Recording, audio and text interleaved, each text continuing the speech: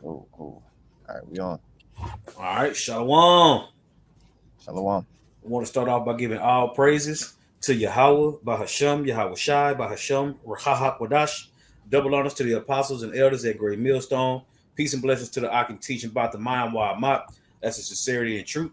It's the Great Millstone Dallas branch. Back at you once again with another historical lesson. We on Judges chapter 4, you know. And hey, Lord willing to be edifying, inspirational, and yeah, it's for who it's for. So you ready to roll, brother? Khan, I'm ready. All All right, right. so you can see my screen, right? Yep. All right, cool. All right, so we're gonna go ahead and get right into it. Um, if you remember the previous lesson that we did on Judges chapter 3, with Ehud and Elgon, basically, uh, you could see already a pattern. How Israel was on the basically on the bad side with the Lord because obviously they were going into other guys' false idols of the surrounding nations. Okay, and they got sold back into slavery. So this is basically the cycle of slavery and then redemption is being continued here. Okay, and pretty much it's the same theme throughout most of the entire book. Um, but this is Judges chapter 4, verse 1. It says, "And the children of Israel again did evil in the sight of the Lord when Ehud was dead."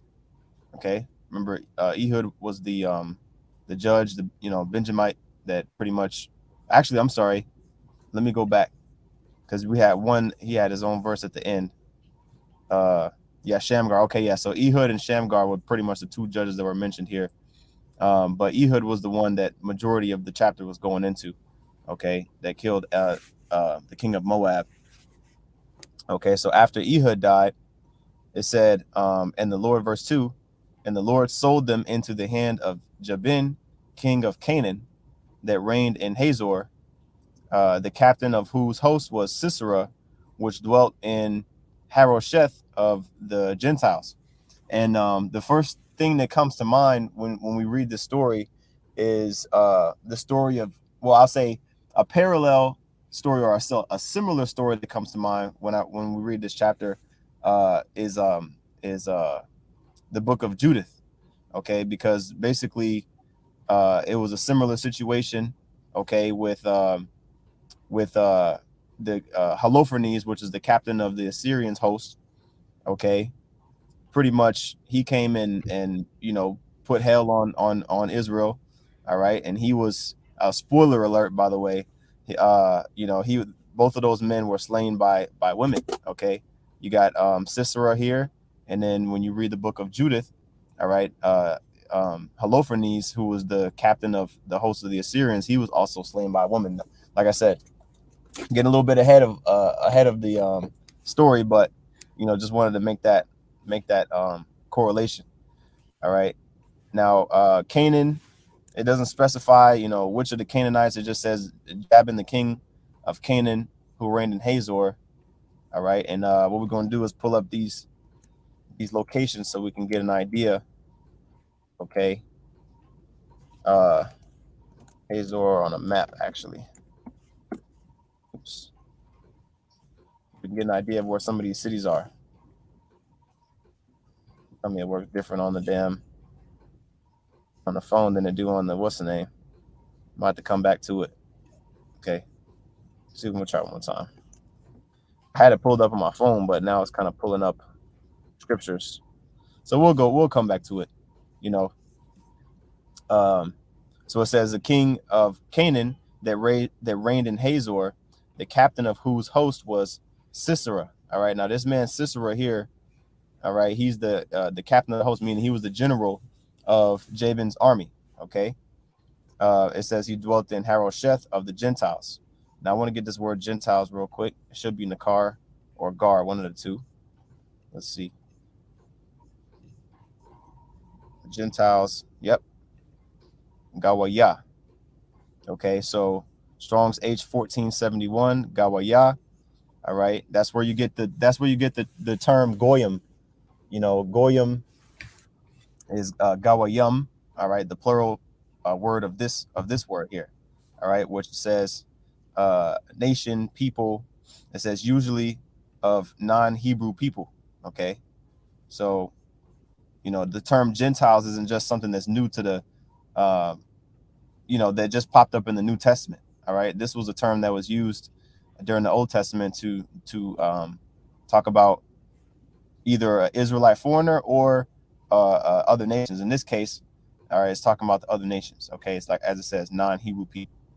Okay, verse 3, and the children of Israel cried unto the Lord, for he had 900 chariots of iron, and 20 years he mightily oppressed the children of Israel. You see Yep. that? I was saying you noticed that when Israel start catching the most hell, that's when they lean on the Lord. But then when the Lord deliver them out from the captivity, they get comfortable again. Mm-hmm. See, Jake got to be getting his ass whooped to call on the Lord. You know, it's always it's always when they're in danger. You know, they never praise the Lord when they need to, but then as soon as they get in trouble, they want to call on the Lord, and the Lord come every time. You Mm-hmm. know, so you see that same sentiment today. You got all these groups. You got all these groups selling everything that they nailed down, talking shit, breaking the scriptures down wrong, doing whatever they want to do. You know, Hebrew and a Hellcat, riding on horses. You got all this bullshit going. You know what I'm saying? And then as soon as Esau go upside their head, they go, oh God, oh him God, right? Nate damn near died. Then all of a sudden it's about Yahweh Shem Yahweh Shai. But when he's healthy and in his pride, it's Most High Christ blessed. Yep. You see? And we're going to see what happened with Sakari because they keep on omitting Yahweh Shai little by little. So it's only a matter of time before they're not even mentioning Yahweh Shai at all while they sell everything that they nailed down. So we're going to see how they deal with the threat of imminent death too because they begging for it. Just like Israel. I will say ain't nothing new under the sun. You always got niggas in Israel popping shit and being wicked. And then when they start getting their ass whooped, then they want to call on the Lord. But they got all these excuses when they in their mirth. Go ahead. Yep. This is Hosea chapter 5, verse 15. Okay. It says, I will go and return to my place until they acknowledge their offense and seek my face. Okay, and that's pretty much what the Lord's doing, man. Okay, with this situation that we're reading here in Judges, and even in recent times, man, the Lord is pretty much hid himself from the wicked of our people, okay, until we repent, right? It says, in their affliction, they will seek me early. You see, and that's pretty much what happens. The Lord puts hell on us, okay, and then as a nation, I'll say the Lord puts hell on our people, and then that's when people want to start calling on the Lord, for help, using him as a lifeline. But when it was time to be on point, they didn't want to do that, right? And so that's why the Lord kept continuously putting us in these different situations where we had to call on him, okay? And that's in Baruch. I want to say Baruch chapter 4. You know what I'm saying? I'll get that real quick. Because that's the nature of our people, man. Okay, they want to stall and pretty much use the Lord as a last resort. You know what I'm saying? After everything else, have failed, right? So this whole chapter is really good. Let's see a good spot.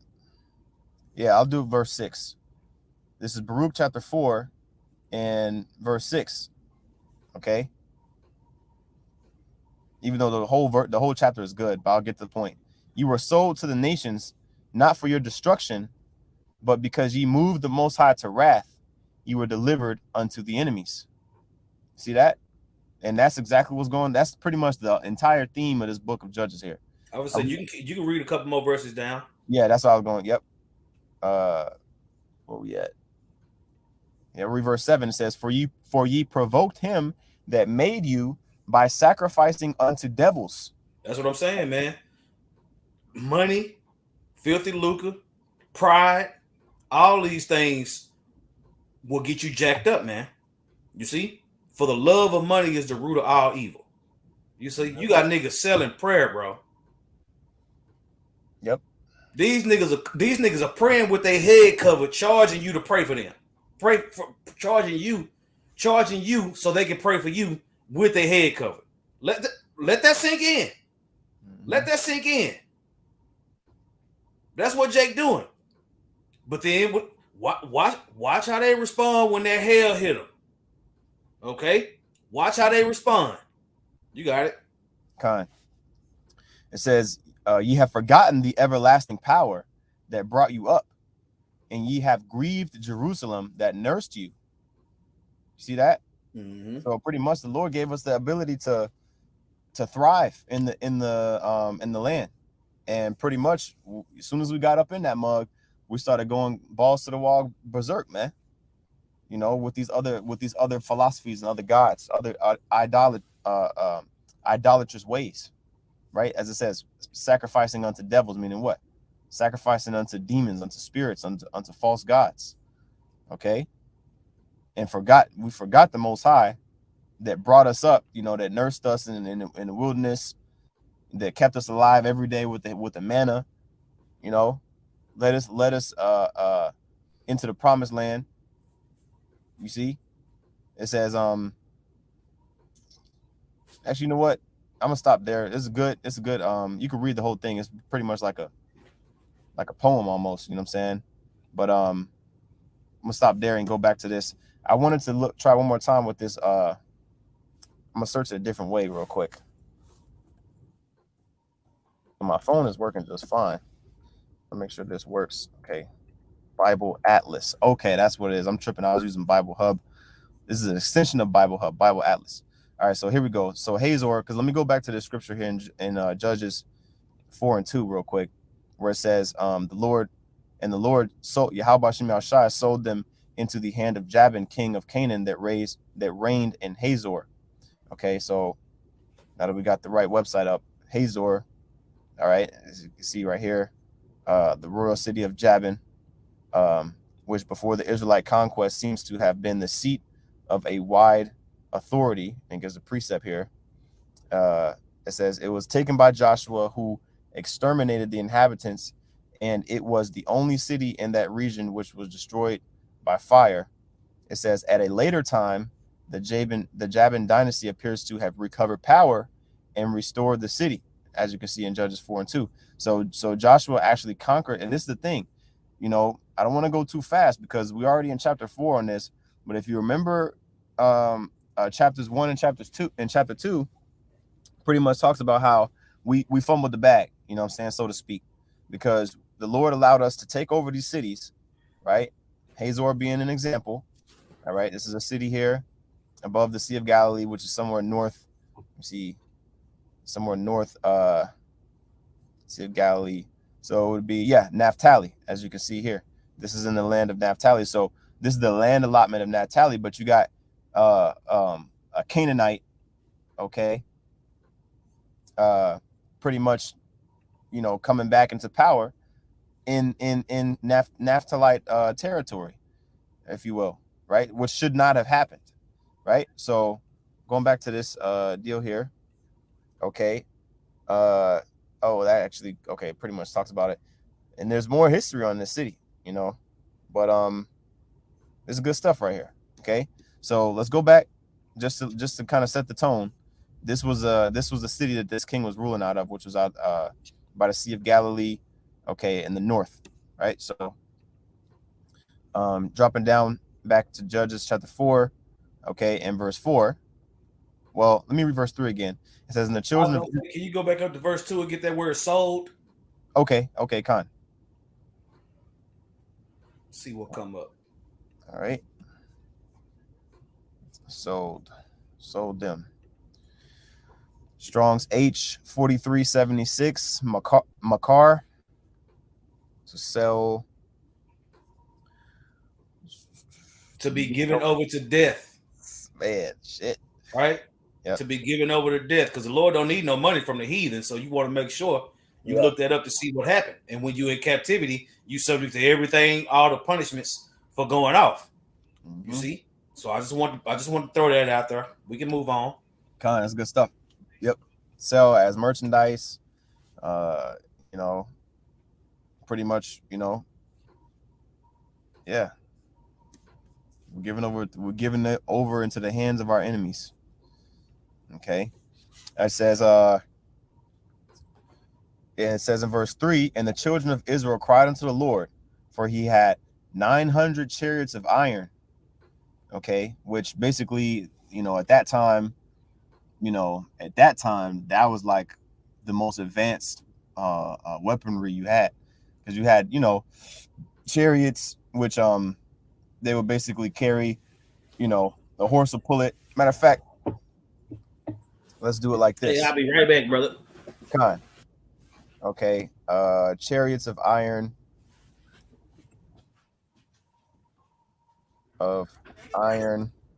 in the Bible. You can only describe stuff with your words so well. I want pictures. Chariots of iron. I don't know if it's gonna pull up anything good. Let's see. Nah, it's not really. It's kind of pulling up examples. Okay, here we go. This is a good one right here. Of course, it's gonna show small. All right, but pretty much how this will work is if you had a chariot. Okay, this is a chariot, by the way. And so you'd have the horse, okay, or two horses, depending on how the chariot was set up. This one has a 2-horse setup, right? Basically pulling this man here sitting on this chariot. This is what a chariot is. Now, if you had a chariot of wood or something like that, maybe if you set it on fire or whatever, it'd be good to go. But it's also weaker. It's a little bit lighter, but a chariot of iron, that's gonna be strong. You can't just break that down. And you can see if you zoom in, okay, he has a bag of weapons he could pick. Let's see if it lets me go to a better definition of this here. High def. What the hell with it? I don't know if it's gonna let me. Okay, here we go. Chariot right here. You can see the 2 horses pulling the chariot. Okay. Here we go. These are examples. These are good examples, right? So these are the different types of chariots that was used in the ancient world. Okay. It says the chariot was a complex, beautifully functional piece of design. It had a body, wheels, axle, chariot pole, and a yoke, plus a range of fittings to hold weapons such as quivers, bow cases, sheaths, and stands for axes and spears. It says wood was the main element used since it combined strength. This is women. This is from womeninthebible.net. Okay, it's probably a reference to this chapter we're going into.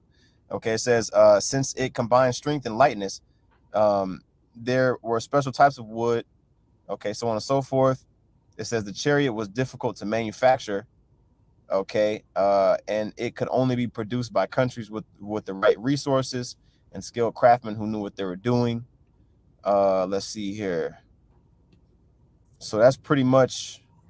I want to see if it says anything on like the actual like iron ones. You know what I'm saying? It doesn't appear to show too much of that. Okay, here we go. Here we go. This reference to what we're reading right now. It says during the period of Judges, only the great armies were able to maintain chariot squadrons. So that's this would be like how Esau has his fighter jets and stuff like that.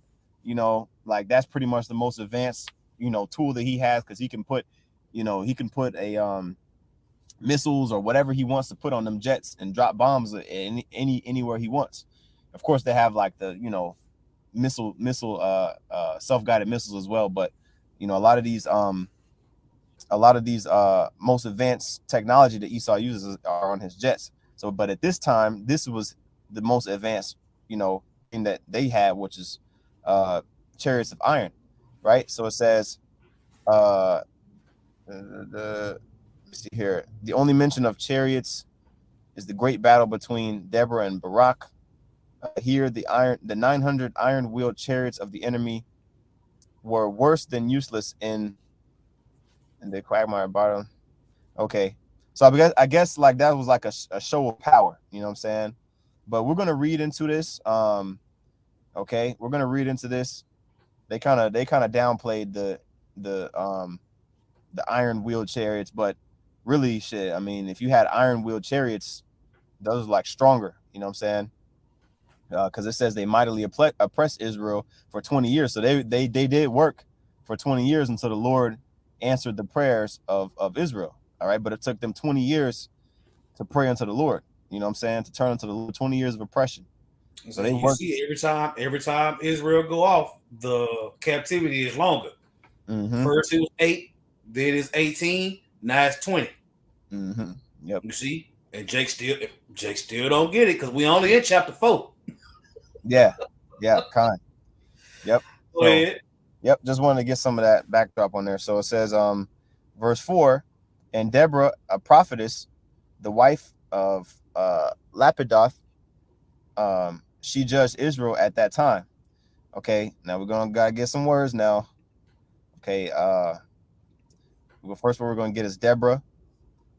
Okay, Strong's 18, H1683, Dabawara. Okay, Dabawara. It says, oh, B, that's cool. Let's see, strong, same as this word, Dabawara, which means a bee. Okay, that's cool. I didn't know that. It says a prophetess who judged Israel, and we don't have too many notes on her. Let's see, but the word double rayum is bees. You know what I'm saying, like a swarm of bees or wasps. You know what I'm saying. The Hebrew word, however, is a noun of unity. Okay, good to know. So she rallied the troops. Okay. Now the other word I want to get is prophetess, which this might ruffle some feathers. Okay, but the word prophetess is naba ya'ah. Okay, prophetess. You see, it only comes up 6 times. Okay, an ancient type endowed with the gift of song. Let's see here. I'm looking for where it says the wife of a prophet. There we go. Okay, it says a prophetess or generally an inspired woman. Okay, so because people use that term prophetess in the Christian church as if the Lord is dealing with women to prophesy and break down the scriptures and preach and teach, as the prophets did, in the Bible. You know what I mean? With that same level of basically as if a woman and a man have the same level of authority in the spirit, which that's completely off. Okay, the proper word usage of the word prophetess is you can The see wife of a prophet. the wife of a prophet. Yep, a prophet's wife. Then Okay. you had a situation where you have a woman that have a dream, and she tells the dream to her husband so he can Mhm. interpret it. That's Yeah. another example of a prophetess. Yep. Yeah, but Yep. ain't no the Lord wouldn't send a woman out to the battlefield. You Kind. see what I'm saying? Now he put the spirit on Deborah to lead Israel as an insult to Israel. Mm-hmm. You know what I'm Yep. saying? The Lord was upset with Israel. That's how she got her position. You know, so you got to keep that in mind. So when people start talking about what about Deborah, when you go to Hebrews 11, it refers to Barak. You see what I'm saying? So you want to make sure you get an understanding on how the Lord deals with women and how the Lord deals with men. Mm-hmm. That's right. That's right. Okay, so let's go back here. Just want to get that. Okay. As a side note, I will say you hear about the book of Esther, but who was the man? Mordecai, her Yep. uncle. You see, so it's always going to be a team effort when a woman is involved. You know what I'm saying? Women ain't built for war, Nah. but there are righteous women. Right. You Yep. know, At that time, yeah. You know what I'm saying? More so than now, especially. You know, and that's why I brought up the example of Judith. You know what I'm saying? Judith was a widow, you know what I'm saying, that the Lord used to deliver Israel at that time. Yeah, and don't get it twisted. Women kill men all the time. Mm-hmm. So, you know what I'm saying? It is what it is. Mm-hmm. Kind. Yep.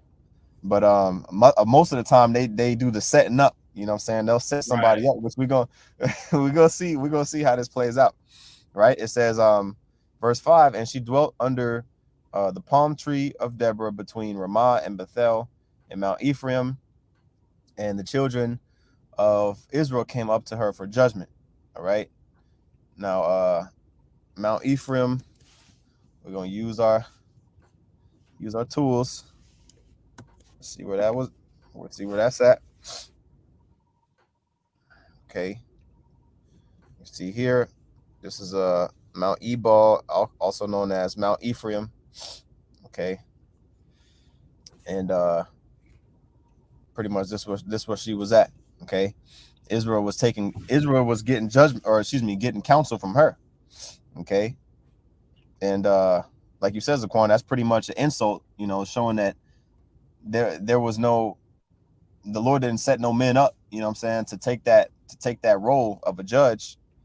And Deborah was pretty much, you know, being used as a tool to, you know, let Israel know, hey man, y'all need to y'all need to snap it to a Slim Jim, because you got a woman ain't supposed to be ruling, but here it is, a woman was ruling at that. You know, I'll say a woman was being used by the Lord, you know what I'm saying, to kind of guide you know, what the next plan of action was going to be.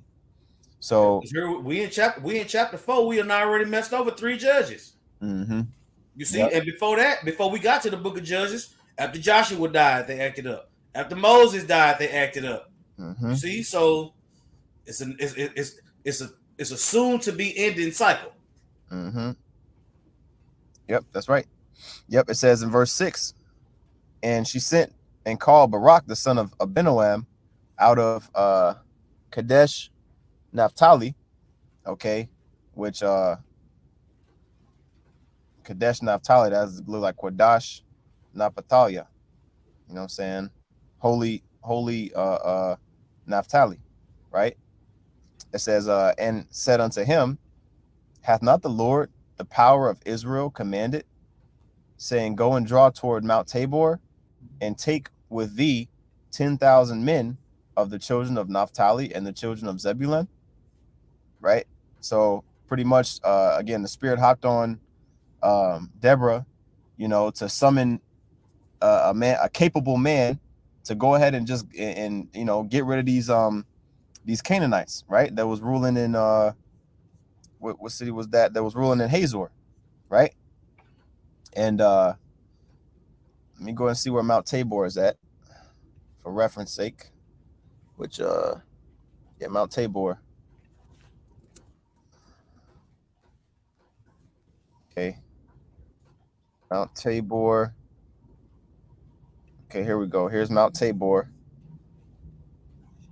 right here, which is south of the Sea of Galilee. You got Hazor up here, Mount Tabor is kind of down here a little bit. Okay, still up in the north though. Because Galilee, anytime you see Galilee, you can see in reference to this map down here, it's up there in the north, you know, as compared to like the Dead Sea, more so in the south, when you got the Jordan River connecting those two. All right, but this is up here in the north. Okay, going back here, it says verse 7, and I will draw unto thee and I will draw unto thee to the river Kishon, Sisera. All right, again, Sisera was the captain of the host of Jabin. Yep, the captain of the host of Jabin. Okay, and this is pretty much a prophecy right now. All right, that Deborah's saying, look, I'm going to bring Sisera to you. Okay, it says the captain of Jabin's army with his chariots and his multitude, and I will deliver him into thine hand. Okay, so this is pretty much a prophecy, man. The Lord is working through Deborah to say this, right? And it says in verse 8, and Barak said unto her, if thou wilt go unto me, if thou wilt go with me, then I will go. But if thou wilt not go with me, then I will not go. Okay. And so just as a footnote, Barak, which means bless or get it. Okay, but Barak. Okay. Excuse me. Stand corrected. Barak with a qua at the end. Okay, Barak. It says lightning or flash. Okay, I thought it was Barak with a ka at the end, which would have been blessed. But this is Barak with a q, or excuse me, with a qua at the end. Okay, meaning lightning or flash. Let's see here. Anything else? Lightnings applied to the brightness of a sword. Pretty cool. Okay, good to know. All right, so it says in verse 9, and she said, I will surely go with thee, notwithstanding the journey that thou takest shall not be for thine honor, for the Lord shall sell Sisera into the hand of a woman. Right? So again, she's prophesying here because this is before it actually happened. So, you know, she's saying what was going to happen before it happened. Now, Okay. keep in mind the word sell, right? We went Mm-hmm. and got sold earlier. So what did the Lord use her to do? Get rid of this boy.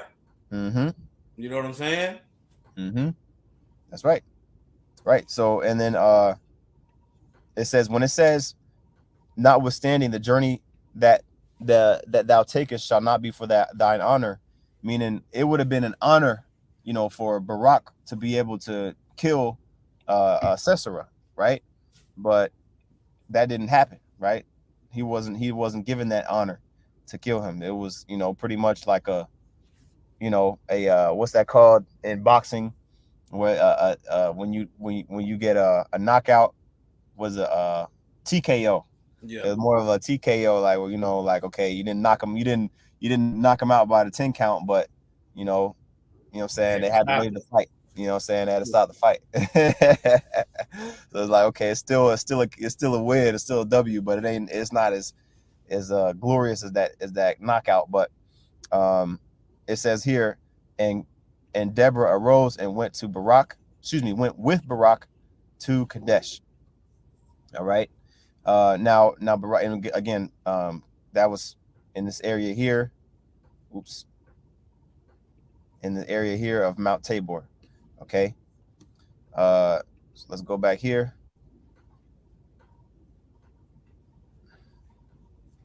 Okay. It says, and Barak called Zebulun and Naphtali to Kadesh and went up with 10,000 men at his feet, and Deborah went with him. Okay. So this was a situation that, again, this was before Israel was like fully united, you know what I'm saying, under David. Like how they were when we was in the wilderness, like all 12 tribes was in the wilderness together. A lot of times it wouldn't necessarily be the whole, like all the 12 tribes just getting under captivity like how we are now. During these times, the Lord will sell, a group of tribes into captivity, into slavery, or at times it could be the whole nation. But, in this situation, Hazor was the stronghold, which was located in Zebulun's and Naphtali's, land allotment area. Okay, so that's kind of how they dealt with that situation.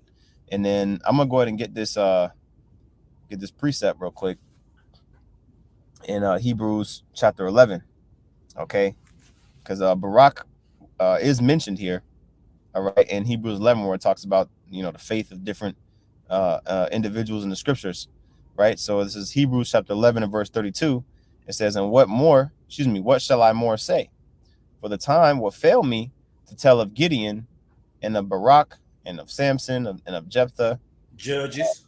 Yep, that's it. And of Samuel also, and of David also, and Samuel, and of the prophets, right? And so that's pretty much, putting all these men in the category, like the elder said, of judges, man. Okay. And so just want to throw that out there. Okay. Keep reading. Yep. Oh, okay. Keep reading the Hebrews. Okay. Yep. Yeah, read another verse or two. Yep. All right. Continue on in verse 33. It says, who through faith subdued kingdoms.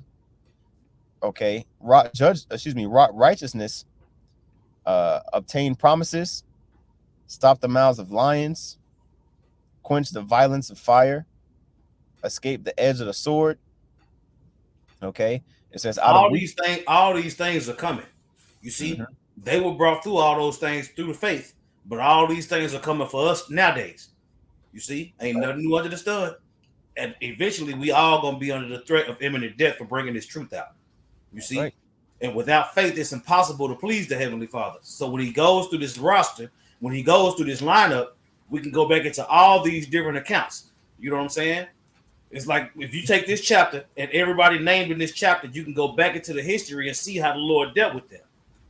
You know, that might be what we do after Judges.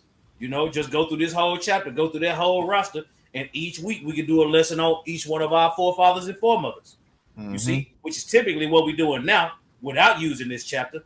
But I guarantee you, this chapter is going to come up with this particular chapter in Hebrews can come up with whatever lesson you're doing. Mm-hmm. You got it? Yep, that's right. That's right. Okay. Let's see here. All right, going back here to Judges chapter 4 in verse 11, it says, and notice the pilcrow here. Again, shout out to Tazma. All right, which is basically like a new paragraph. All right, or showing you a change in the flow of the topic. Right. This is kind of like, you could say, like a footnote. All right, because it's going to come into play later on. But it says, now Heber the Kenite, which was of the children of Hobab, the father-in-law of Moses, has severed himself from the Kenites and pitched his tent in the plain of Zanaim, which is by Kadesh. Now, as the scriptures say, as a matter of fact, I'm gonna get that real quick. Oops, get that real quick in what is that in Proverbs 20? Yeah. Man, this raining pretty good out here, boy. Man. Mm-hmm. Let me see.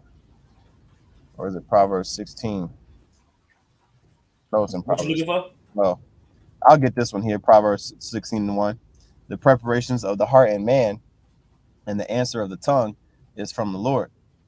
You know, and so pretty much the first part of this verse, the preparations of the heart and man, okay, comes from the Lord. So the Lord caused this man, Heber the Kenite, okay, to go down, you know, to the plain of Zanaim, which is by Kadesh, which again, uh, which is in this area here, okay, of Mount Tabor, okay. It says, and they showed that Sisera. Now keep this in mind, all right. It says, because it's going to come into play later, okay. It says, and they showed Sisera that Barak, the son of Abinoam, was gone up to Mount Tabor. Again, Mount Tabor, located here. All right. We got Hazor located up here. Okay, in this area in the north. It will be located in this area right here. Okay, north of the Sea of Galilee. All right. It says in verse 13, and Sisera gathered together all his chariots, even 900 chariots of iron, and all the people that were with him, from Harosheth to the of the Gentiles unto the river of Kishon. Okay, and let me see here. Here's the Kishon River right here. You can see. I don't know if y'all can see that. There's the Kishon River right here. Okay. So going back here, it says, so he gathered together his army, and Deborah said unto Barak, up, for this is the day in which the Lord hath delivered Sisera into thine hand. Right? Is not the Lord gone out before thee? So Barak went down from Mount Tabor, and 10,000 men after him. Okay. So pretty much Deborah was like, hey, look, it's time to get active. Right? You know, Spirit hopped on Deborah to let Barak know it's time to go ahead and go down and take over Sisera. Okay, it says, and the Lord Yahweh Shem Yahushai discomfited Sisera and all his chariots and all his hosts with the edge of the sword before Barak. So keep in mind these guys, these Canaanite men, they had advanced weaponry. Okay, really Barak was at a disadvantage. You know what I'm saying? Because they didn't have the level of weaponry that Sisera and his army had. But the Lord says the Lord discomfited them. I'm gonna get that word discomfort real quick. Mm-hmm. You know what I'm saying? Lord discomfited. The word here, Strong's H200, H2000. All right. Hamam. Okay. To move noisily, to confuse. Okay. To discomfit, make a noise, to break, consume, crush, destroy, trouble, vex. Right. To put in commotion. I'm gonna say to Okay. confuse. Yep. You see, I would say you see in the Lord's army that's supposedly led by a woman, you know, which would be confusing. You know what I'm saying? Oh man, they got a woman at the head. Mm-hmm. You see, their numbers are small. They got a woman at the head, but the Lord was still moving. You Mm-hmm. know. Yep. That's right. Yep. To move noisily, to discomfort. Okay. And it's used in other verses too. You know what I'm saying? It's used in other scriptures. You know what I'm saying? But just want to get that real quick because it was the Lord that did that. All right. And consequently, all the hosts was slain with the edge of the sword. Okay. Um, it says so that Sisera lighted down off his chariot and fled away on his feet. All right. So he got off of his power source. That was his God. That was the thing that he trusted in. Right. And he fled on foot. Right. But Barak pursued after the chariots and after the hosts. Okay. Unto Harosheth of the Gentiles. All right. So let's get this word. I'm sorry. This location real quick. Pull this up. So they were here. Okay. In Mount Tabor. Now let's go to Harosheth. Okay. See where they went. All right. So here's Mount Tabor here. They went all the way over here. All right. Pretty much fled all the way, pretty much across Israel, across this valley. Okay. From Mount Tabor to Harosheth Hagoyim. All right. Which is of the Gentiles. Okay. And let's see. This one don't got any. This say any? Okay. Mentions it here. This is a place when Sisera led his hosts to Kishon against Deborah, which discomfited the and leaderless army fled after their defeat. Let's see here. So that's pretty much the good one. That's pretty much the goodness of that. So let's go back here. It says, all right, okay, verse 17. It says, howbeit Sisera fled away on his feet. Oh, I'm sorry. I think I skipped a verse. I did. Yeah, you got to 16. finish. Yeah. Yeah, verse 16. It says, but Barak pursued after the chariots and after the hosts unto Harosheth of the Gentiles, and all the hosts of Sisera fell upon the edge of the sword, and there was not. Get that precept. One shall chase 1,000. Mm-hmm. Yep. This is what calling on Yahweh Hashem Yahweh Shai will do. You see, we started the chapter talking about how Israel went off, and then they start catching hell, and then now that they calling on the Lord, this is how the Lord works when you call on it. You see, That's right. That's right. All right. You This got is it. This is Deuteronomy chapter 32 and verse 30. Okay. It says, actually, I'll start at verse 29. It says, oh, that they were wise, that they understood this, that they would consider their latter end, how that one should chase 1,000 and put 10,000 to flight, except their rock had sold them, and the Lord, Yahweh Shem Yahshai, had shut them up. Now you see that rock is uppercase. Yep. So pull that real quick, Mm-hmm. right? And we got that word sold earlier, right? Mm-hmm. Except our Lord set us up to get offed. Go ahead. Mm-hmm. That word rock is Tazawar. Tazawar, Strong's H6697. And it says rock, strength. Let's see here. Rock of the Most High. I want to scroll down and see what else it says.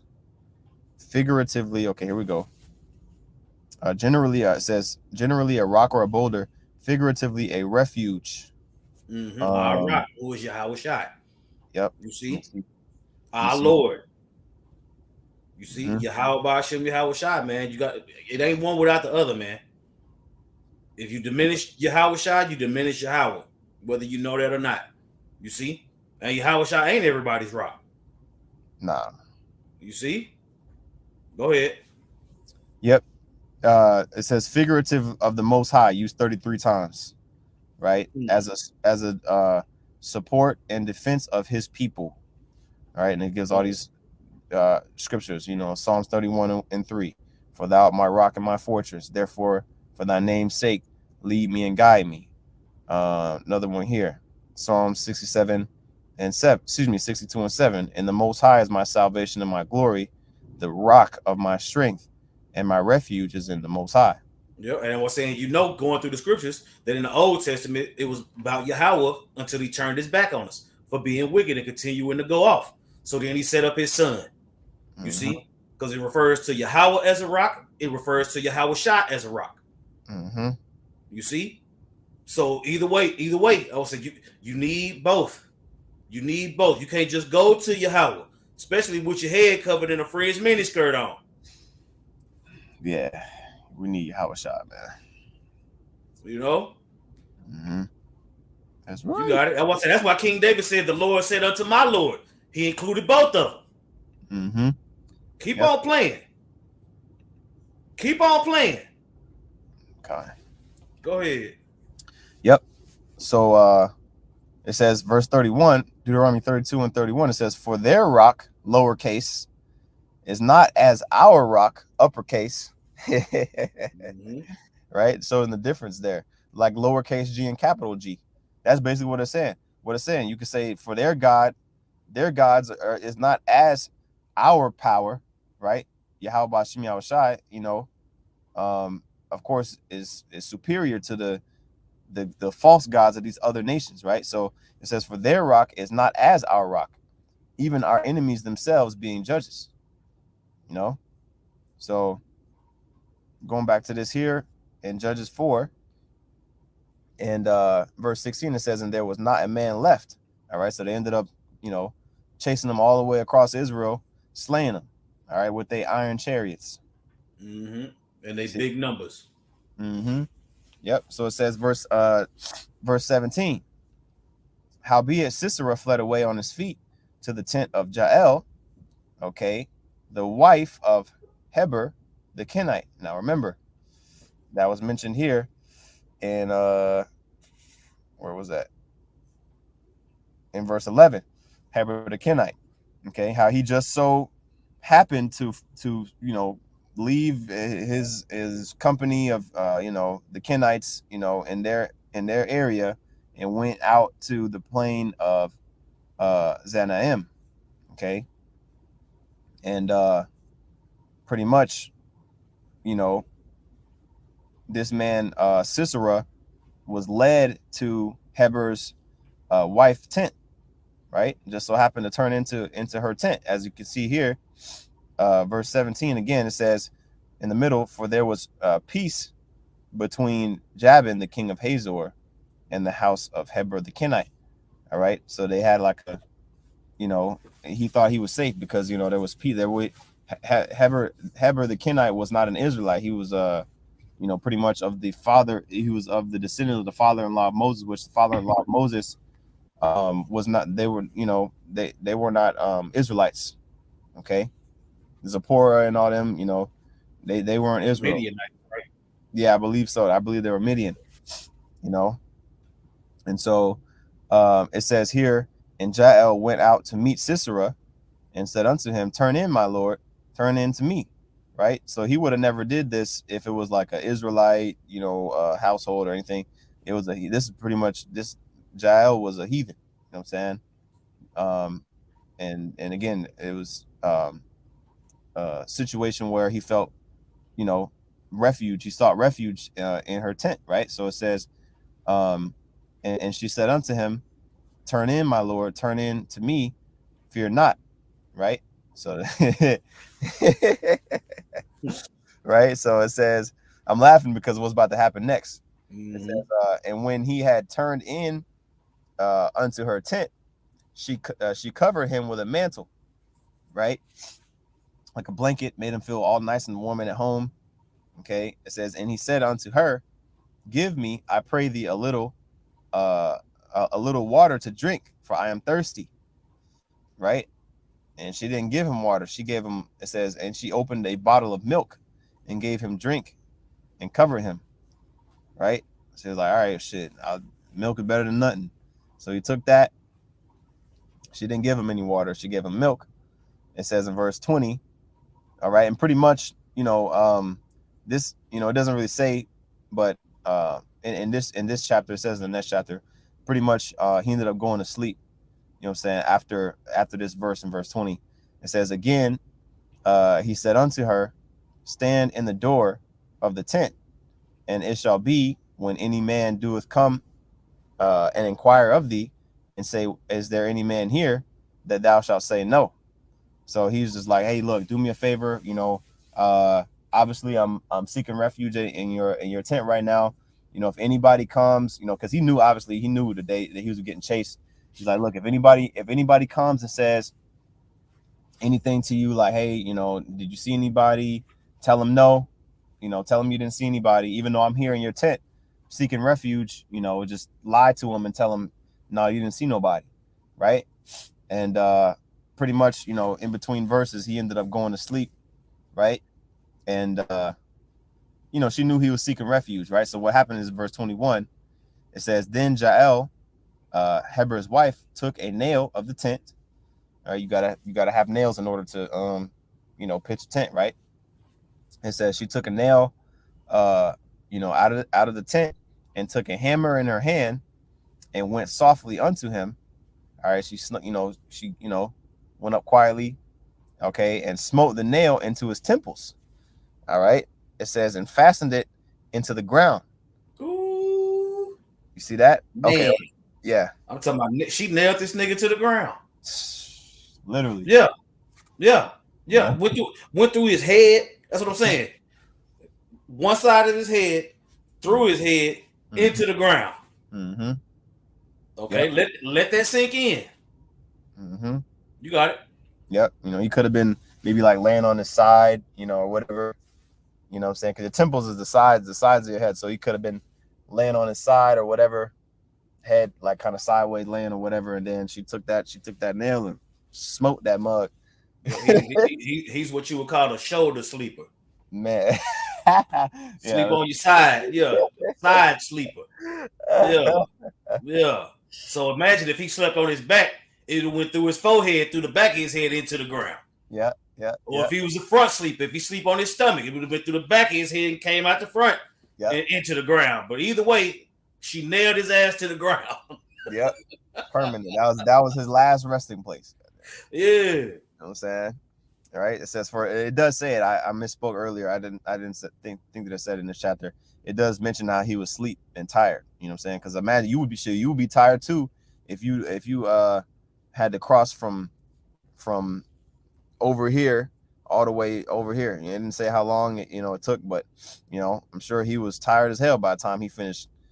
Just say that 10 miles. Okay, so probably about 15 miles between this place Harosheth and Mount Tabor. So you probably travel about 15 miles. So if you ever did a 5K mile run, that's a little bit over 3 miles, if I'm not mistaken. No, I'm sorry, 5K. I don't know what's up with what's the name? What's up with but yeah, I believe it's around 3, around 3 miles. Yeah, that's right. A 5K is around 3 miles. Mm-hmm. You know what I'm saying? Which that takes I mean, if you can do a 5K under 25 minutes, you know, you got to be in shape in order to do that. You know what I'm saying? So it And probably then took, the relief of thinking he was in a place of refuge. You yeah. see, you tired from running and being on the run. That first sleep you get, is based on fatigue and relief. Mm-hmm. You know, he didn't have nowhere to rest his head until he got there. Mm-hmm. You know, so you know that's some of the best sleep you ever get when you relieved. Mm-hmm. That's right. Ain't no telling what was in that milk. Yeah, it was well, you know that some warm milk and cookies, man. Let the he went fast asleep, fell fast asleep. Ugh. Man, that milk, man, it put your ass to sleep, boy. You know, and that's what happened. You know, he was out of there, blowing snot bubbles and everything. Man, Right? Just a little side joke, but he yeah, dead. Yeah, he went from dead sleep to dead. yep, yep. To resting with his fathers, resting. He went from resting in the tent to resting with his fathers. Yeah. Man. You know, so verse 22 it says, "And behold, as Barak pursued Sisera, Jael." Now, but okay, so let's pause real quick. What possessed her to go to not only let him into the tent and give him the milk and make him feel comfy and tuck him in the bed, all right, and then go from that to just go and just put him to death. You know what I'm saying? The spirit of the Lord, you know, the spirit the Lord hopped on her to do that. You know what I'm saying? Yep. That's not just no normal thing. You let somebody, because especially back then, you let somebody into your home, you protect. Like, look at the situation with Lot, you know, in Lot in Sodom. You know what I'm saying? When them angels came and pretty much lodged with him that night, you know, he was basically ready to protect them angels with his life. He didn't know that they were angels, but you know, he was ready to protect those men, uh, you know, at all costs. He was like, man, shit, I'll give up my daughters before I let these angels, you know, I'm sorry, these men who were angels, but before I let these men be turned over to these individuals, that, you know, the ones that were trying to break into his house and stuff, right? So just going into the customs back then, if you let somebody in your house or in your tent, whatever you want to call it, you know, that's a refuge. You know what I'm saying? That's a place of refuge. So he felt safe, but then she turned around and you know, and killed him, Check right? this out. I got the commentary, the Bridgeway commentary in the Masor app. Okay. Right? It says Sisera escaped. Sisera escaped and looked for safety in the tent of his friend Heber, but Heber was not at home. And Sisera did not know that Heber's wife Jael was on the side of Israel. Hmm. Once Jael had made sure that Sisera was soundly asleep, she killed him. The Israelites' victory that day gave them the confidence and courage to fight on till they destroyed the power of the enemy to enslave them. You got it. That's it. You see? And so let's go here. Okay. Let's go here. In verse 22, it says, and I beheld, excuse me, and behold, as Barak pursued Sisera, Jael came out to meet him and said unto him, come, and I will show thee the man whom thou seekest. And when he came into her tent, behold, Sisera lay dead, and the nail was in his temples. You see? So that lets you that right there lets you know, okay, that again, Jael, which let's get her name real quick.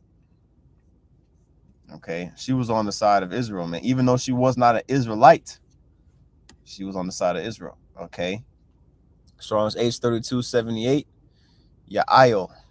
Okay, Yael, mountain goat, wife of Heber, mountain goat. Good to know. Perhaps, in Ibex. I don't know how to pronounce that. I think it's I don't know how to pronounce it, but you know, Ibex, the mountain goats that be climbing on the side of them, sideways on the mountains. They be having them, Mm-hmm. you know. So good to know. Let's see here. Going back, it says in the middle it says come and I will show thee the man who thou seekest. And when he came into her tent, behold, Sisera lay dead, and the nail was in his temples. See, so she already knew what time it was. You know what I'm saying? And that's how a woman can get you, man. You know, I mean, of course, this was a situation where the Lord delivered Israel, and it turned out to be a blessing. But that's how a woman can get you. Look at what happened with which we're going to end up getting because we're in the book of Judges anyway. You know, Samson and Delilah. You know what I'm saying? That's Look what more happened. proof that a woman is supposed to be comfort. Yeah. You see, I will say even though his partner Heber, you see he was going there because he had a partner there. But his even though Heber's wife was there for comfort, she ended up killing him. You know what I'm saying? You ain't thinking. I say that's why so many men die at the hands of women because they not thinking like that. You know what I'm saying? This is my partner wife. You know what I'm saying? She gonna look out for me because he gonna look out for me. Yep. You know, every time a woman kill a man, it's a surprise. Yep. I don't know why, but it is. You know what I'm saying?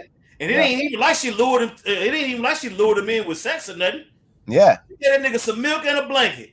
Yeah. And a shelter over his head because he was running from Israel. Mm-hmm.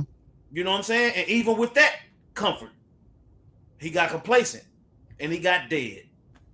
Man. Yep. So that lets you know, right? It says in verse 23, so the Most High subdued on that day Jabin, the king of Canaan, before the children of Israel, because that Sisera, that was Jabin's right hand man. He was the captain of the host. You know, so once Sisera got killed, you know what I'm saying, pretty much everybody else, well, he already had his whole army get you know, dusted off. But you know, it says in the verse 24, in the hand of Israel, and the hand of the children of Israel prospered, right? Because again, he didn't have any army really, you know, his mighty chariots of iron, that shit got taken away. Okay, it says, and prevailed against Jabin, the king of Canaan, until they had destroyed Jabin, the king of Canaan. Okay, so that's a beautiful testimony. All right, which when you read chapter 5, pretty much you kind of almost have to read those two chapters together, but you know, probably have to see how long we've been going. Yeah, we probably have to get that in another the next lesson. But pretty much when you read this chapter, this is a chapter that Deborah sings, okay, of this entire situation. And you know, it kind of gives a little bit more details of what, you know, what happened. But I mean, this is the account right here. You know what I'm saying? This is the account. All right. So let's see what comments we got on the comment board. Let me see. It reminds me of a tank. Oh, yeah, it was going into the chariots. Okay. Yep, it's good stuff, man. It's good stuff. Shalom, Akim Wazakwanya. Yep. Hey, shalom. Yabashim Barakatham. But yeah, that's pretty much what I had, Zaquan. You know what I'm saying? That's the majority of it. I mean, you know, I want to go into chapter 5, but we already been kind of going for an hour, so. I mean, if you want to get a couple, you know what I'm saying? Yeah. If you want to get it, you make a point. Yeah. If you want to make a point or just breeze through it. Yeah, I'm down. I won't read the whole chapter, but I'm gonna get a couple verses. You know what I'm saying? And notice at the beginning of the chapter, it's another judge set up. Israel going off. By the end of the chapter, they delivered. Mm-hmm. Notice that theme, man. You see, so when you correlate that to today, man, we in captivity, we catching hell, but the Lord has set up judges, starting through the spirit of power, Yahweh Bashem Yahweh Shai, through the apostles and elders and bishops, a great millstone being the judges. You see, that's calling on the Lord, and those like-minded men and women calling on the Lord with them. You see, the deliverance is imminent, man. Yep. These things were written aforetime for our learning, so that we might have hope, man. God. That's what I'm saying. If the scriptures don't do it for you, then they don't do it for you. But they do it for us, you know. And call halal Yahweh Bashem Yahweh Shai, man, for opening us up to this understanding. That's right. Let's get. I'm trying to see where I want to stop, but I'll just stop at verse I'll We'll stop give at him a verse. prelude, you know what I'm saying? Give him a Yeah, tease. yeah, Yeah. con, Yeah, and yeah, then Lord willing, we'll be able to get together Monday or yeah, whatever day the Lord allow yeah, to continue. con.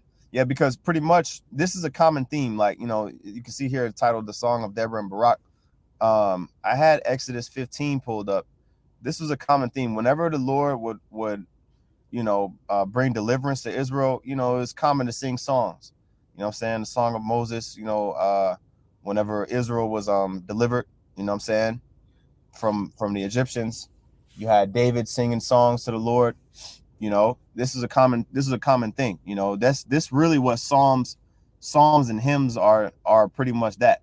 See, but where the Christian church takes it out of context, that's all they do is just sing songs and hymns and clap their hands, and they don't go into no breakdowns of prophecy.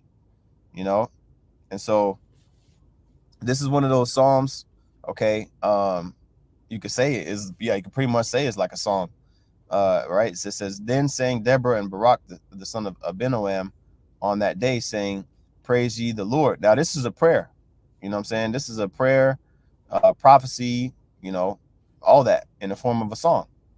Right, it says, praise ye Yahweh Shem Shai for the avenging of Israel, because again, this was a 20-year thing.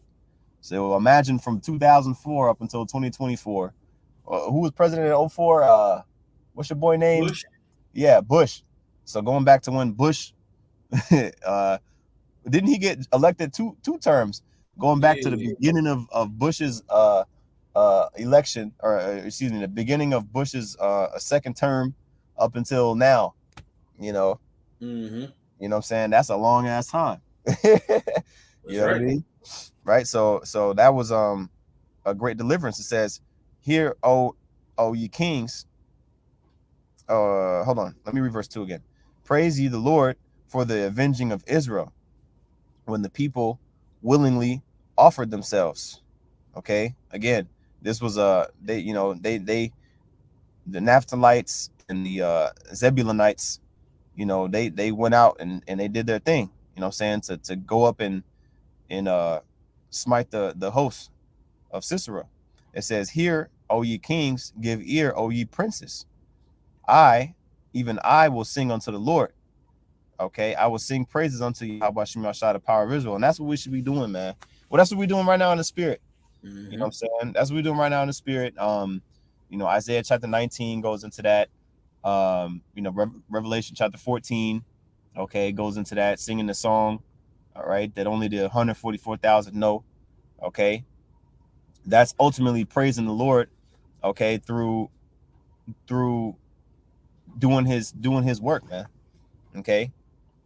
And Barak, he did the work. That's right. What we're doing is we're doing the work. See, when we say doing the work of the Lord, you know, of course you think about doing videos and going out to the highways and byways, but this is a spiritual battle. So we're still in war. We still got you know that warrior like mentality, man. When we do these lessons and we edify the body. And Yeah, when you go into that breath that the Lord breathed on the dry bones, it goes into giving them that prophetic warlike energy. mhm. You see, bringing these prophecies out is war, in the spiritual sense, like you're saying, that's back you up. Yep, yep. And let me see how long this is, man. It's good stuff, man. I'm reading a couple more verses. Okay, it says in verse 4, and now this is when they start getting into the prophecy, because this is kind of like, almost like, what is that in Numbers? Is that Numbers 28, and with Balaam? You know what I'm saying? Pretty much, that prophecy that he said that he had, whenever he was sent to curse, he actually ended up, blessing Israel, and he started prophesying. This is Mm-hmm. kind of like, but he started going in. He was going in on Amalek. He was going in on the other nations. He brought up things that didn't necessarily pertain to that specific situation at the time. You know what I'm saying? That he prophesied. Same thing here. They started going in, like they started prophesying. Those praises started going and turn into prophecies, right? Uh, it says, the Lord, verse 4, when thou wentest out of Seir, okay, which Mount Seir, that's where Esau's from. That's Esau's stomping grounds. It says, when thou wentest out of Seir, when thou marchest out of the field of Edom, the earth trembled. Okay. And it says the heavens dropped, the clouds also dropped water. All right. So why is Edom being mentioned? Why is Mount Seir being mentioned? All right, when Israel is being delivered from the Canaanites. Okay. Pretty much when Esau gets judged, okay, that's gonna be that ultimate deliverance. All right, going pertaining to the times that we're in now. Okay, because might as well go read all the way down to verse 11. All right, to back up my point, this is prophecy in here too. Okay, the earth trembled and the heavens dropped. The clouds also dropped water. Now, did this happen on that specific day? It doesn't say that it did that happened, during this time. Okay, this is more so pertaining to salvation in general. Okay, when Yahushua returns, man. Okay, because it says what? The mountains melted from before the Lord. And the precept that comes to mind is in Haggai chapter 2. I believe that's in Haggai chapter 2. Let's see if that's a cross-reference in here. Or Habakkuk, I meant to say, not Haggai, I'm sorry. Habakkuk 3. That's it. Habakkuk chapter 3. Oops, I clicked the wrong one. Habakkuk. Oh yeah, Habakkuk. There we go. I thought it was in chapter 2 as well. Might be, but Habakkuk 3. Because this talks about the return of the Lord, right? It says, see here. Yep, it says, the mountains saw thee and they trembled. The overflowing of the water passed by. It says, the deep uttered his voice and lifted his hand on high. Okay. Yep. The sun and the moon stood still in their habitation. At the light of thine arrows, they went at the shining of thy glittering spear. Okay. So this is going into dark sayings, man. All right. Mm-hmm. Basically, the breakdown of this is when the Lord starts, raining them ICBMs on this place. Okay. Everything is going, basically like going to be as if time stood still. And what's that movie? The Day the Earth Stood Still. Mm-hmm. Basically when all hell broke loose, when you go into that movie. But basically whenever you see like things like the mountains bowing or the mountains melting, of course we go into like the mountains being resembling of governments, mm-hmm. right? You can make that correlation how the Lord is gonna, jack up these other nations, all right, cause them to melt, okay, and also the actual terrain itself, because when the missiles hit, it's gonna be rearranging, stuff's gonna be getting rearranged. Mm-hmm. Gonna be some furniture moving. Yeah, God, for real. The walls get knocked down, all that. Let's see here. So verse 6. Yep, broke down verse 5. Verse 6, it says, you know what, man, I don't want to take away all of it. I don't want to take all of that, because we're going to go for another 30 minutes breaking down, going all the way down to verse 11. I think that's a good teaser, like you said, Zaquan. You know what I'm saying? I'm going to leave it right there. You know what I'm saying? As a footnote, just letting it be known that this chapter here, Judges chapter 5, is going into how, it was sung because we were delivered in this instance that we just read in Judges 4, but it goes into this prophecy in here, all right, that we use, what I'm saying? We go into this, prophecy that pertains to today, as I just explained here in verses 4 and verses 5. So I'm gonna pretty much stop it there, what I'm saying? So that way we actually have something to go into next week.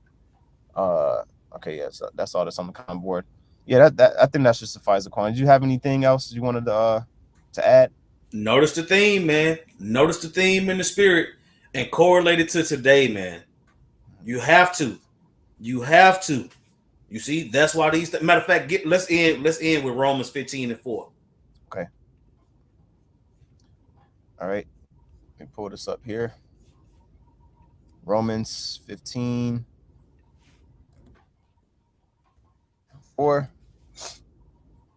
says, Romans 15:4, for whatsoever things were written aforetime were written for our learning, that we through patience and comfort of the scriptures might have hope. That's what I'm saying, man. And you can tell these other groups, they use the scriptures for their own gain. They don't use the scriptures for patience and comfort and hope. Right. You see, we do. That's why we go into the history. That's why we go into all these different accounts. You see, to let us know how it was done back then, to let us know how to deal when it comes upon us, because it is coming. You know. Right. So yeah, you can go ahead and close us out, brother. Khan.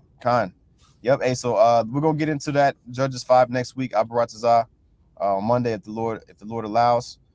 With that, Lord willing, this is edifying. I want to give all praises, honor, and glory unto Yahweh, Bahashem, Yahweh Shai, Bahashem Rakhakwadash. Double honors to the apostles and elders of the great millstone, and peace and salutations to the elect.